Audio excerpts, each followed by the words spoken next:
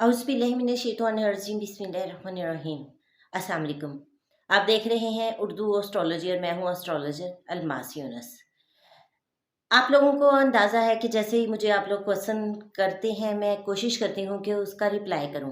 ठीक है, रिसीव हो रहे हैं, उसी पर बात करेंगे। मुझे सबसे ज़्यादा क्वेश्चन रिसीव हुआ कि क्या वाक़ई अली अमीन गंडापुर की कुर्सी खतरे में है? उसके बाद मुझे सेकंड क्वेश्चन जो सबसे ज़्यादा रिसीव हुआ वो ये कि क्या केपीके में गवर्नर राज लग जाएगा? और थर्ड जो क्वेश्चन था कि क्या अली अमीन गंडापुर पीटीआई के साथ लॉयल है? तो चलें इन तीनों सवालात के तफ़सील से आपको जवाब देने की कोशिश करूँगी। वीडियो मुख्तसर बनाती हूँ लेकिन उसमें हर पॉइंट को शेयर करती हूँ और इसलिए कोशिश किया करें कि हर पॉइंट गौर से सुनें ताकि वही क्वेश्चन रिपीट ना हो जो मैं एक्सप्लेन कर चुकी हूँ। तो बढ़ते हैं आज की वीडियो की तरफ।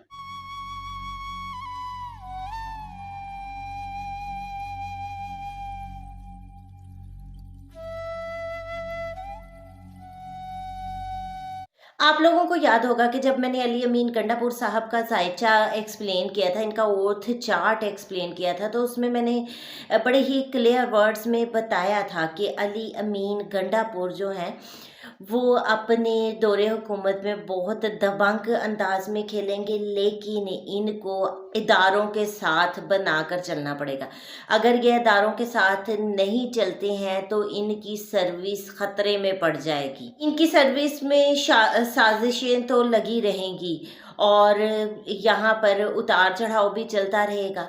इसके अलावा अली अमीन गंडापुर ने जब ओथ लिया था तो इनका जुपिटर जो था वो इनके 10th हाउस में पड़ा था, यानी कि इनके नेम फेम और इक़्तिदार के घर में पड़ा था। जुपिटर ने इक़्तिदार तो दिलवा दिया लेकिन वो स्टेबिलिटी नहीं होने देता है, उसमें उतार चढ़ाव लगा रहा।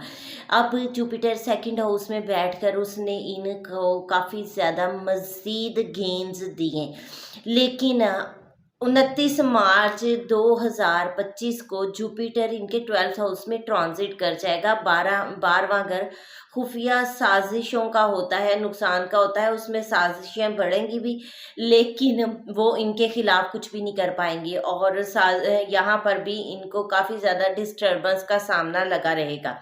मैंने आप लोगों को क्लियर बात बताई थी कि इनका 2nd लॉर्ड जो है वो 8th हाउस में जाकर बैठ गया है और यहाँ पर इनकी फैमिली को खतरा हो सकता है या फिर खुफिया साजिशों की जद में आ सकती हैं और इसके अलावा इनको बहुत सारे खुफिया मामलात की तरफ भी चलना पड़ेगा। तो आप देखें कि इनके दौरे हुकूमत में बहुत सारी अफवाहें भी आईं, लेकिन कहीं न कहीं थोड़ा बहुत मुखालिफिन को भी साथ में सेट करना पड़ा या आप यहाँ पर कह सकते हैं कि सिस्टम जो है सिस्टम के साथ इसको इनको बनाकर चलना पड़ा।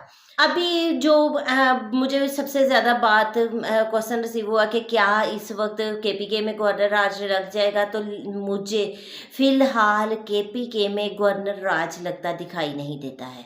ठीक है, सिर्फ़ प्रॉब्लम्स ही चल रही हैं फ़िलहाल इस साल में तो नहीं और 2025 के जनवरी और फरवरी गुज़र गया तो उसके बाद हमारे पास आते हैं 2 माह मार्च और अप्रैल के। ये 2 माह जो हैं वो काफ़ी ज़्यादा ख़तरे में हैं।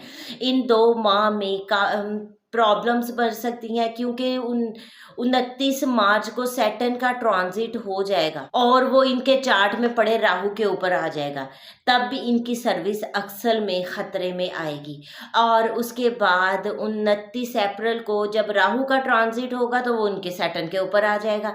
तो इस तरह से यहाँ पर फ़िलहाल आप कहें कि इनकी सर्विस में चोली दामन का साथ लगा रहेगा। इनकी सर्विस को ख़तरा है। मुझे इस साल में और फौरी तौर पर ऐसा किसी किस्म का कोई इवेंट होता तो दिखाई नहीं देता। बाकी वल्लाह आलम ये क्योंकि मेरी एक इल्मी राय होती है, हाँ हमारे पास गैप का इल्म तो है नहीं।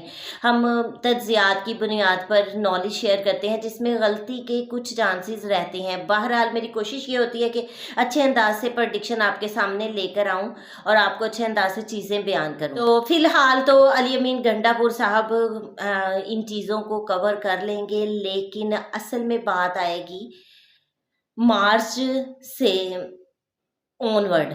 मार्च में जब ट्रांजिट हो जाएगा तब इनके लिए ख़तरा बढ़ जाएगा, और जब सैटर्न का राहु का ट्रांजिट सैटर्न पर होगा जो कि 29 मई को होना है, तो वो असल में ख़तरे की घंटी है। और उस ट्रांजिट के साथ इनके चार्ट को दोबारा मैं शेयर करूँगी। तो पहले मैंने आपको बता दिया कि अभी फ़िलहाल मुझे कुर्सी ख़तरे में नज़र नहीं आती, और फ़िलहाल मुझे गवर्नर राज लगता नज़र नहीं आता। और जो मेन बात है कि क्या अली अमीन गंडापुर पीटीआई के साथ लॉयल हैं, तो यहाँ पर मैं आपको एक वाज़ेह बात बता देती हूँ कि अली अमीन साहब का जो चार्ट है वो मैंने बड़े गौर से देखा है। तो उसमें मुझे कुछ चीज़ें जो हैं वो फ़ील हुई हैं कि सिस्टम में या हिडन एक्टिविटीज़ इनको उनके साथ चलना पड़ा। लेकिन असल में अली अमीन साहब पीटीआई को धोखा नहीं दे रहे, लेकिन कहीं न कहीं कोई ना कोई मजबूरी या कोई चीज़, कोई ऐसा इवेंट सामने आ गया जिसकी वजह से इनको बैक फुट पर अक्सर जाना पड़ रहा है। और उसमें मैंने आपको बहुत ही क्लियर वर्ड्स में बताया है कि सेकंड लॉर्ड एट्थ उसमें है, सेकंड हाउस फैमिली का भी घर होता है, सेकंड आपके फाइनेंस मामलात भी होते हैं। तो यहाँ पर कहीं ना कहीं आठवां घर साजिश का है, तो कहीं ना कहीं किसी साजिश की वजह से या किसी और चीज़ की बिना पर इनको थोड़ा सा बैकफुट जाना पड़ जाता है, अपने जो डिसीजन है उनको चेंज करना पड़ जाता है। लेकिन पूरी तरह से अगर कहें कि वो पार्टी के साथ लॉयल नहीं है, तो ऐसा नहीं है, वो पार्टी के लिए वर्क कर रहे हैं, लेकिन मुखालफीन कहीं ना कहीं उन पर हैवी हो जाते हैं, जिसकी वजह से उनको मुश्किलात देखने को मिल रही हैं।